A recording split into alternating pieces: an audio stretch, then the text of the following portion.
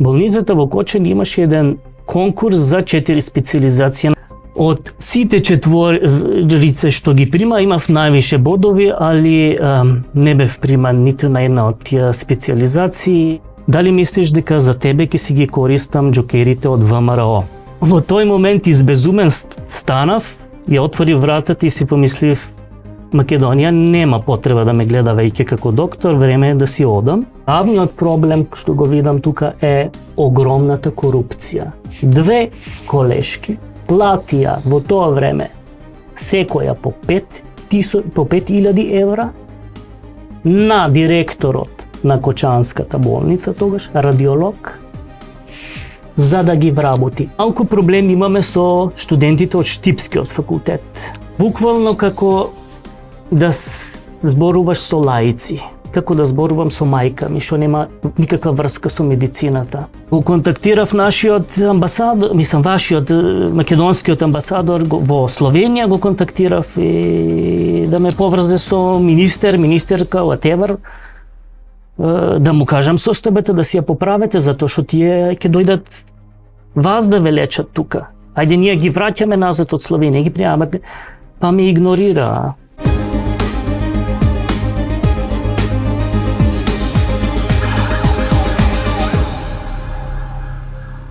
Добре дојдовте во клиника за се. Јас сум Менча Атанасова Точи. Зошто си одат младите лекари од Македонија? Кога млад лекар ќе замине, не заминува само човек, заминува знаење, години вложување и дел од иднината на македонското здравство. Зошто Македонија ги губи најдобрите тогаш кога се најпотребни. Во клиника за се разговараме со лекар, успешен анестезиолог, кој работи во Словенија, земја која му овозможила професионален напредок, научен развој и услови за работа што тука не ги добил. Добре дојде за Иван Костадинов, специјалист анестезиолог, субспецијалист по регионална анестезиологија и експерт во областа безбедност на пациентите и квалитетна здравствена заштита. Ова е за почеток, титули има многу повеќе. Зошто си заминавте од Македонија? Тешко и широко прашање. Ќе пробам со неколку реченици да ви го доловам моментот на моето одење од државата Македонија. По завршување на медицинскиот факултет во Скопје, неко сум роден кончанчанец, се вработив во брзата помош во Кочани, ама не на папир, не на лист, туку надничар. 1 година работев таму. И кога... Што значи тоа? Тоа значи плата добивавме неколку од нас, 7-8 колку не беше таму, во плик на рака секој месец добивавме по 11.000 денари месечна плата, работевме 12 сати преку ден, 12 сати преку ноќ, не добив нити еден ден слободно во текот на таа година. И тоа беше моето прво среќавање со реалната состојба во македонското здравство, си еден надничар, без било какви права, без било каква пензиско-инвалидско заварување, осигурување и здравствено осигурување. И кога ќе видиш дека системот во кој што се снашол не ти пружа можности за реален професионален напредок, да не зборуваме за тотална неможност за научно-истражувачка работа. Систем во кој што ниту знаењето, ниту трудот ти е ценет, ниту соодветно вреднуван, не е одлуката е доста лесна да си ги спакуваш куферите и да најдеш простор каде што сето тоа што го имаш како квалитети ти е ценето и работите ти се понудени на послужавник на масата. Уште полесно се одлучува човек да замине од овој систем, кога на дневна база го гледаш бруталниот непотизам, партиските влијанија со апсолутно примитивен предзнак. Се соочивте ли со такво нешто? Апсолутно, При да. вработување? Вработување во Македонија практично немав во јавна институција, имав па во една приватна ординација. Значи, најпрво бев во брзата помош како надничар, без било каков потпишан документ една година. Видов дека идеите своји што ги имав за оскрбан пациент, за згрижување на пациентите, идеите, употреба речемо на ултразвук за при реанимација на повредените пациенти, ништо од тие мои идеи не можеше да се реализира, иако имав желба и на point of ultrasound да се прави, fast ultrasound за соодветна диагностика, така ништо од тоа не можеше да се реализира. После се вработивте? Се вработив како, после една година на брза помош, се вработив во една приватна здравствена ординација како матичен лекар. Две колегици веќе ја држеа таа ординација, некои 5200 пациента има и им требаше помош. И така, пак едно 3 години таму останав, али по 8 година време видов дека нема никаков напредок. Идеите што ги имав за здравствена заштита на тие пациенти на високо ниво не можеа да се реализираат, а и односот беше некако робовладетелско-робовски, работевме за некои 18.000, јас работев, сестрите сироти за 12.000, 3 сестри беа тамо, а целотната администрација им ја водеа, мислам, екстремно вредни сестри, мислам, греота. Пробавте ли да побарате специализација? Да. Пред да побарам, тоа беше едно 2 години од кога почнав да работам како матичен лекар.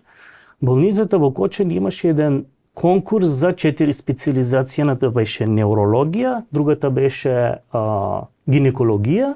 Таа ме не занимаше гинекологија, јас ме занимаше неврологија.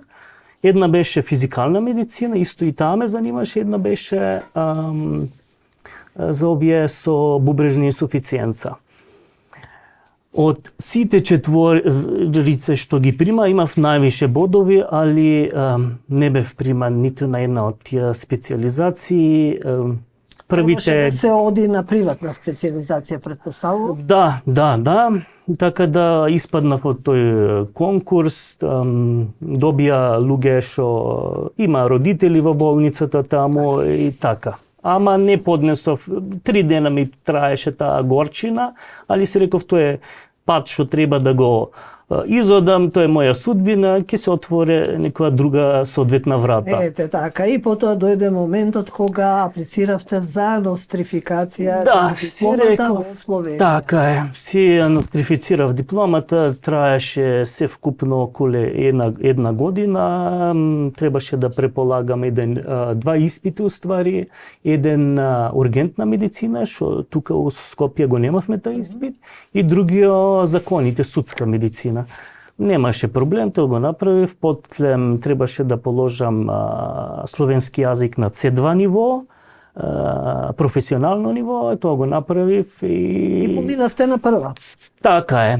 И после требаше да се упишам у регистар на лекари на Словенија, значи да го положам државниот испит на Словенија, како и тука во Македонија што го положив и имавте поддршка?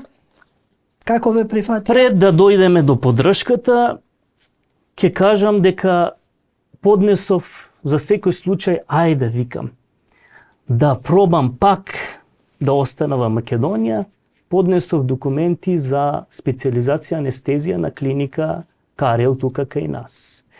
И ми дадоа место, али требаше сам да си го платам. Приватна специализација, 12.000 евро, немам толку пари, немав толку пари тогаш, и на памет не ми паѓаше да тука е специализацијата 5 години, кај нас е 6, 5 години без плата, дали е тоа нормално за возрастен човек? И да плаќаш 12.000. Така. Зашто? И си реков дај ќе ја пробам да ја замолам директорката на Кочанската болница, да ми ја Кочанска болница плати специализацијата, со тоа што ќе останам после да пружам здравствена заштита на македонските пациенти. И така една непријатна, чудна ситуација беше, ја имам сликата пред себе сега, така една колешка директорка, педиатарка, доста така габаритна, се насмевна и рече: дали мислиш дека за тебе ќе си ги користам џокерите од ВМРО?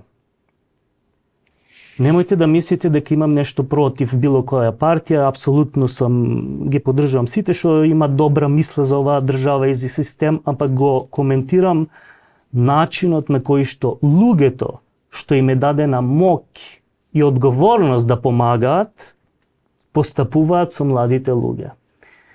Во тој момент избезумен станав, ја отворив вратата и си помислив: Македонија нема потреба да ме гледа веќе како доктор, време е да си одам.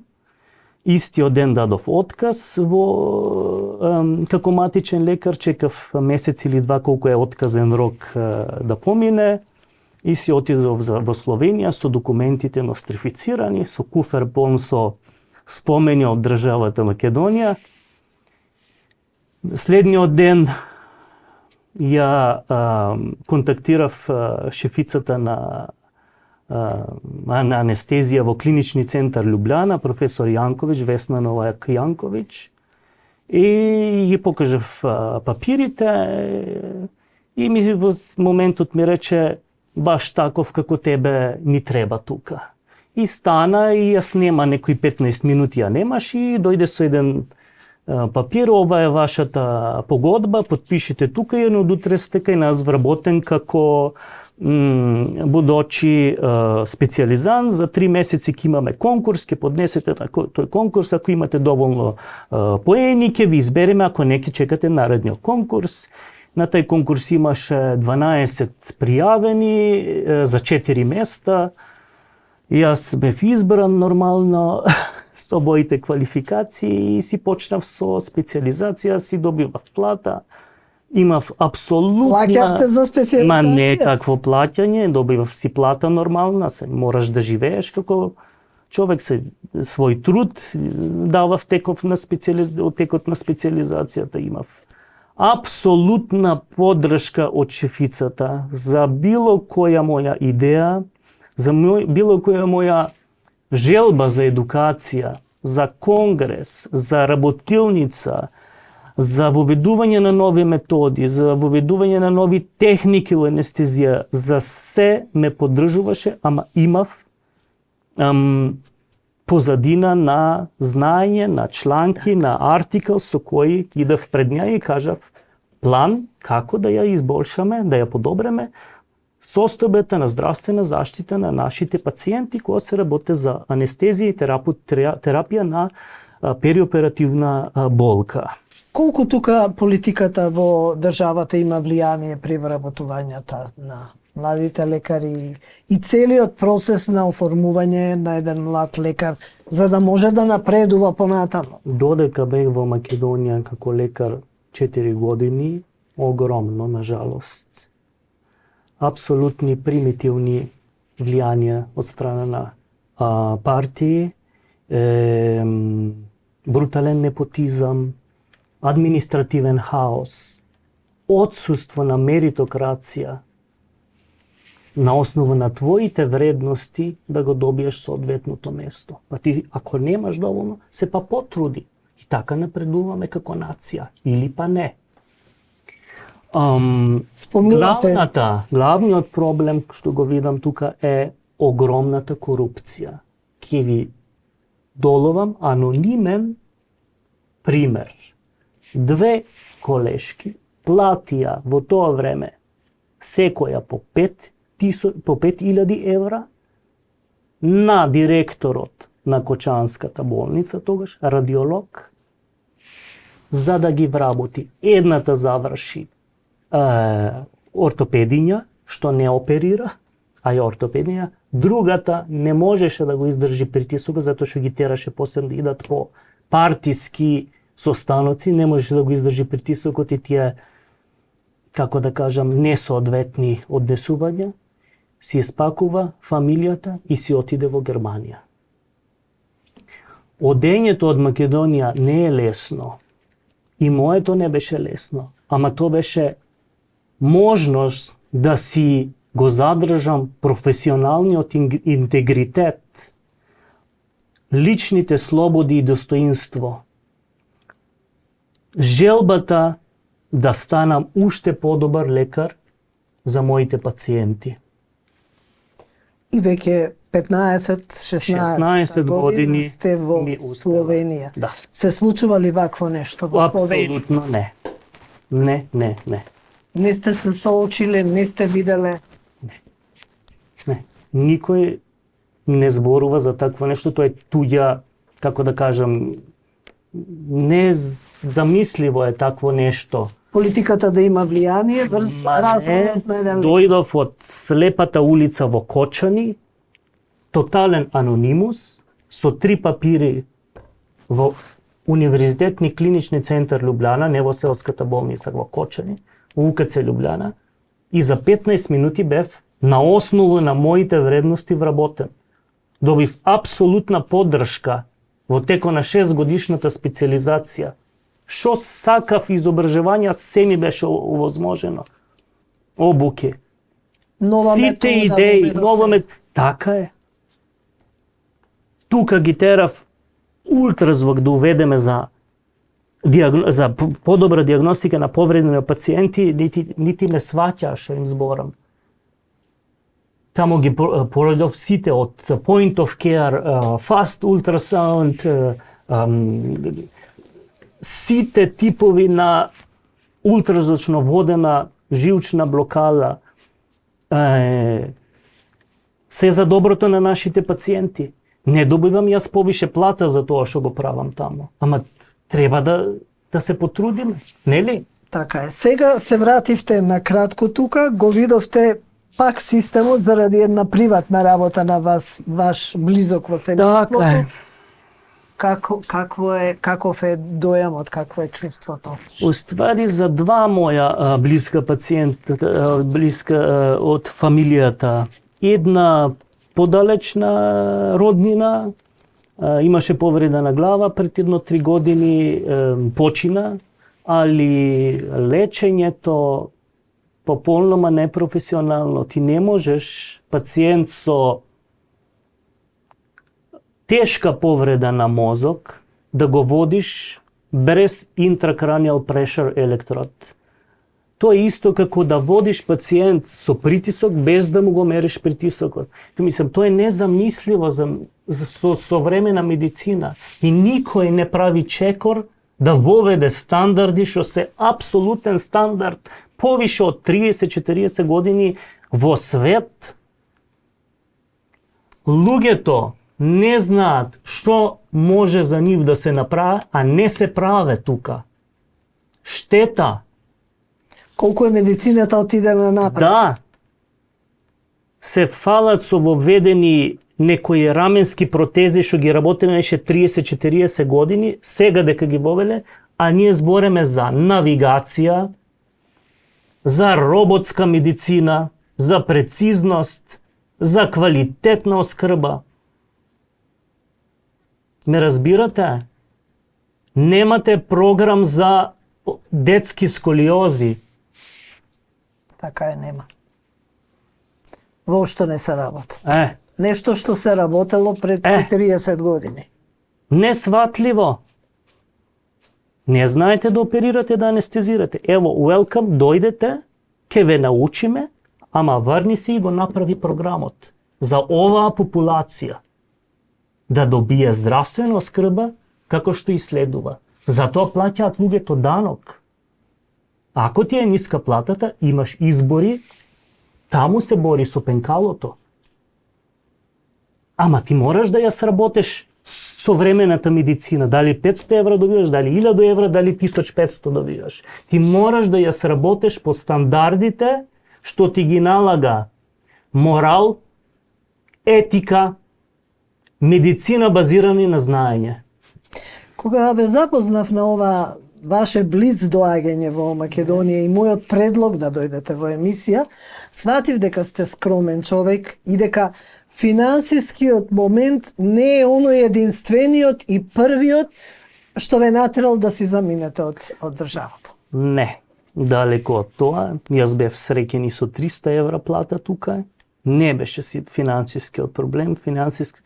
Главен проблем беше да си,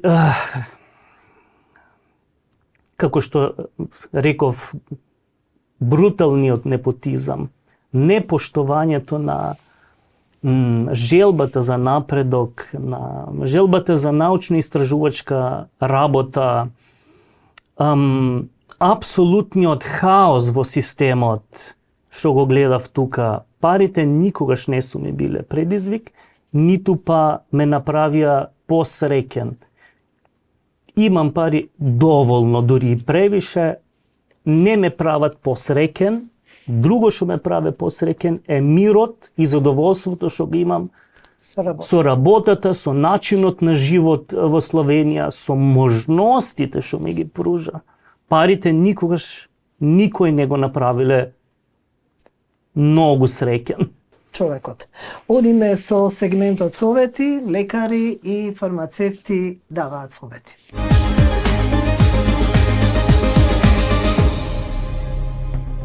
Колку пациенти со диабетес не се свесни дека шеќерот може тивко да го оштетува нивниот вид, се додека не стане предоцна. Воглавном, за жал, пациентите не се свесни дека шеќерот може да го оштетува видот, бидејќи веројатно доволно долго се уште гледаат добро. Она што е најтрагично е можеби што ние кај пациентите откриваме диабетска ретинопатија, значи компликација од шеќерот, а тие не знаат ни дека имаат шеќер. Така што во тој поглед, тој некој скрининг, свесност за општото здравје е многу важен. Може ли пациент со диабетес да мисли дека гледа добро, а во позадина веќе да се случуваат промени на мрежницата? Генерално тоа е и правило. Пациентите гледаат добро доста долго, бидејќи промените кои се поврзани со диабетесот ја зафаќаат прво периферијата на ретината, на мрежницата. Така што бидејќи ја зафаќаат периферијата, пациентите не ги забележуваат. Кога ќе забележат нагли промени во виднатаоштрина, всушност е доцна, значи имаме некакви крварења. А крварењата подразбираат дека веќе имаме напредната форма на диабетска ретинопатија. Затоа повторно е важно да не чекаме симптоми, туку да се јавиме на преглед рутински, на преглед на ретината. Колку е опасно кога пациент со шеќер со години не прави преглед на очното дно? Тоа е многу опасно, бидејќи кога не прави долги години преглед на очното дно, а почнува развој на диабетска ретинопатија, таа од една форма која што е реверзибилна, значи повратлива, значи со соодветен третман можеме да ја излекуваме, преоѓа во форма која што не е повратна. Тоа е форма во која што растат диви крвни садови кои не припаѓаат на тоа место на ретината, кои што се со многу лош квалитет и нив не можеме потоа да ги уништиме, односно ги уништуваме многу тешко со ласери, агресивни терапии, со операции, и откако тие ќе се појават, веќе доцниме. И затоа е многу важно да болеста ја фатиме на време или рано. Ако диабетесот е тивок непријател на видот, кога е вистинскиот момент пациентот да реагира? Секој пациент кој има новооткриен диабет тип 2 по протокол треба да оди на офталмолошки преглед. И тој офталмолошки преглед колку чест ќе биде определува офталмологот. Ако веќе има некакви промени, онда го вика пациентот назад за 6 месеци, 3 месеци, 1 месец или 1 година, зависно од промените. Порано беше политиката за тип 1 диабетот, односно младите со диабет, да се појават на прв офталмолошки преглед 5 години по откривањето. Но денеска и тоа е променето, особено затоа што младите кога влегуваат во пубертет и излегуваат од контрола на своите родители, нагло ги менуваат своите навики и тоа што доведува до лоша регулација на гликемија и развој на диабетска ретинопатија. Кај младите луѓе овие што се во пубертет, во развој, диабетската ретинопатија е многу брзо прогресивна, во неколку месеци. И затоа е апелот во новата политика дека и младите кои имаат диабет тип 1, многу рано, веднаш по откривањето на диабетот, треба да го запознаат својот офталмолог за да креираат со него една релација, еден однос кој ќе ги носи кај офталмологот без страв, почесто или редовно. Словенија не само што ви ги отвори вратите, туку ви даде можност за професионален напредок. Работите во Универзитетскиот клинички центар во Љубљана, на оделот за анестезија, реанимација и хируршко интензивно лекување. Вие сте доктор на науки од областа на мозочна хемодинамика, кај тешки повреди на главата. Прв сте во Словенија со европска диплома по регионална анестезија, ги застапувате словенечките интереси и сте еден од 30 светски испрашувачи за таа моćна диплома. Дел сте од тимот во Комисија за нострификација и Комисија за државен испит, еден од двајцата лекари во Европа за безбедност при лекување на пациенти и квалитетна здравствена заштита. Воведовте нови методи во лекување на акутна болка на нервни блокади. Испуштив ли нешто? Како успевате во сето ова? Има и други многу работи, али ако имаме време ќе ги кажеме. Со одветна планирање на своето време утекот на 24 часовниот ден се е можно да се направи ако е желба. Така. Што значи безбедност при лекување? Ги има ли овие стандарди кај нас? Наука, стандарди, се надевам дека ги има, ако ги нема, ево, бесплатно ја нудам помошта за овој прекрасен народ, за тие што знаат дека треба да се воведе безбедност на пациентите. Може ли во кратки се работи не за корпоративна безбедност, амpak се работи за patient safety, не знам како е на македонски, ali patient safety значи превенирати токар се да превенират. Prevent the preventable, организирати здравствени процеси во здравството на тај начин да се намали можноста да грешката дојде до пациентот. Збореме за грешен орган опериран, грешна стран на пациентот, лева, десна, погрешно medication, здравило, лек интравенозни, погрешно поставljena диагноза, непрепознавени стања во медицини и така натаму. Како да ги организираме процесите, да ги намалеме можностите за човечка грешка, затоа што сме само луѓе, не сме машини, правиме грешки и никогаш не треба да се обсоди тај човек што направил грешка во медицината. Темвеќе наспротно треба да се зборува за грешката негова, за да се научиме, да извлечеме заклучок од тоа и да не ги повторуваме истите работи. Се работи за еден непрестан циклус на план do X study, во кој што никогаш не завршува и кога постигнеш едно ниво на и добра здравствена заштита, дека можноста за грешки е минимизирана, никогаш не престануваш да се подобруваш, да се подобруваш и да се подобруваш и напред. Тоа е не нехан процес. Предпоставувам дека и суетата меѓу лекарите во тој случај е помала отколку што е тука. Соработувате меѓу себе? Да, соработуваме апсолутно. Никој како посамезник, како сам не може да ја заврши работата. Многу си помагаме, си организираме морталити, морбидити конференција од кои што се многу учиме. Било како потешкотија да е рецимо у моја операцијска сала, дека сум јас нити не осетам кога во секундите ќе дојдат неколку колеги да ме прашаат дали ти треба помош и слично, тоа е за доброто на пациентите. Не е битно дали ние двојцата се сакаме или не. Така. Кога е пациентот во средината апсолутно се, соработка максимална. Каква е ситуацијата со нашите студенти што доаѓаат таму? Доваѓаат, заправо не се студенти, Не ама се веќе студенти, завршени доктори, идат на нострификација и да го положат државниот испит за да можат да аплицираат за специализација. Голема веćина се супер. Малку проблем имаме со студентите од Штипскиот факултет. Буквално како да зборуваш со лаици, како да зборувам со мајка ми, што нема никаква врска со медицината. И ги враќаме, некогаш, двојца од нив ги прашав, што е проблемот со вас, како не можеш да препознаеш сепса? Дали си видел пациент со сепса?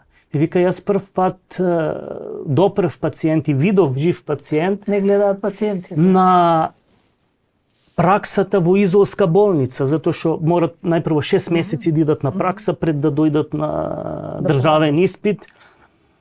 И го контактирав нашиот амбасадор, вашиот македонскиот амбасадор во Словенија го контактирав и да ме поврзе со министерка, whatever, да му кажам состојбата да си ја поправете, затоа што тие ќе дојдат вас да ве лечат тука. Ајде ние ги враќаме назад од Словенија, ги пријамат, па ме игнорира. Тоа беше моја желба да помогнам, ама не успеа. Не. Имало и случаи кога разговаравме, ми спомнавте за донација некаква на апарати во Кочанска болница. Тоа беше лето 2015, кога ние на 5 до 6 години на клиниката ги менјаме апаратите, доваѓа нова технологија, посовремена апаратура и ги менјаме, и старите или ги донираме или ги даваме на ветеринарна факултета во Љубљана. И ја замолив нашата шефица, може ли, јас потекнам од болница дека немат соодветен вентилатор, со рака, со балон ги вентилираат пациентите, да донираме 2 апарата на Кочанска болница. Покрај тоа што имав таков однос од Кочанската болница до мене негативен, ама сепак се работи за пациенти. И секако, Иван, за тебе ќе направиме 2 апарата, само нека си они организираат транспорт. И му пишав на тогашниот директор, исто беше тоа тотален игнор. И веќе дигнав рака од помош кон својот град и кон својот народ. Така. Одиме со сегментот совети.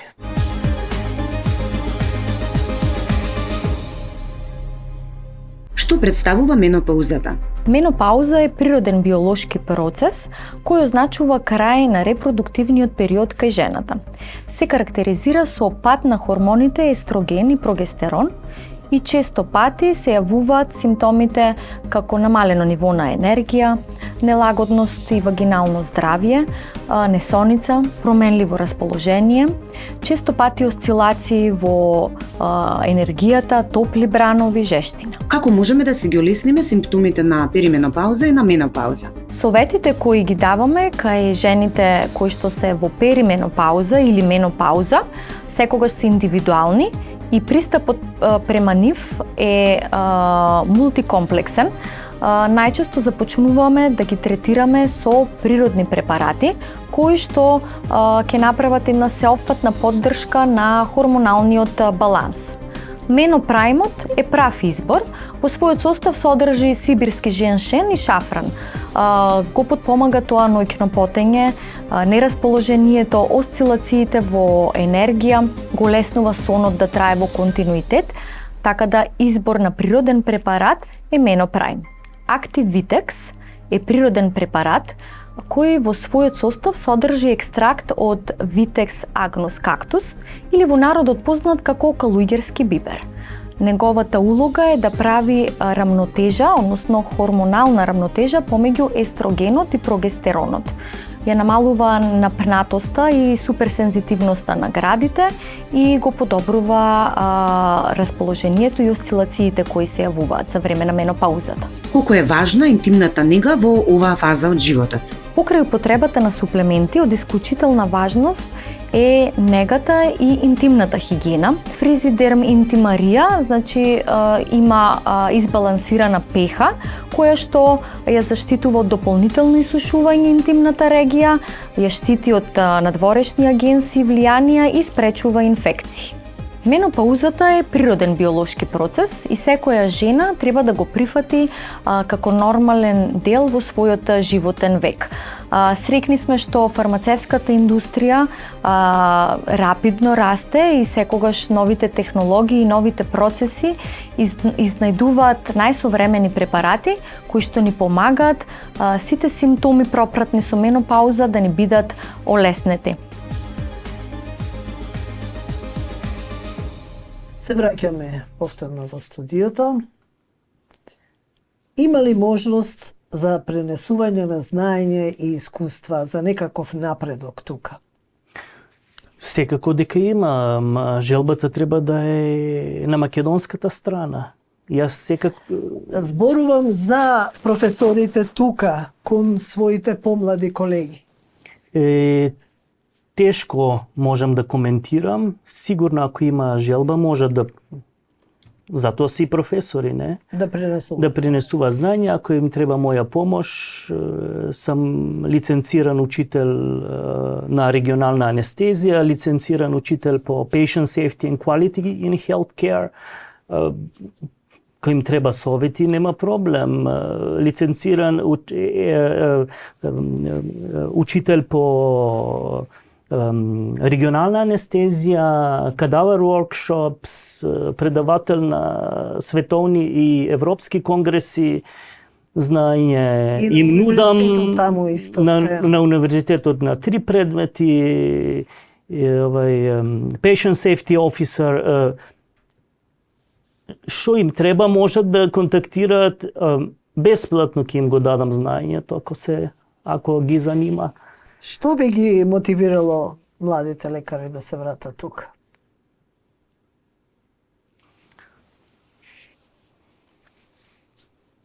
Има ли мотив? Сега за сега тешко. Не го гледам мотивот. На никој, мислам да на никој што ја напуштил земјата, не му е било примарна цел парите. Инако,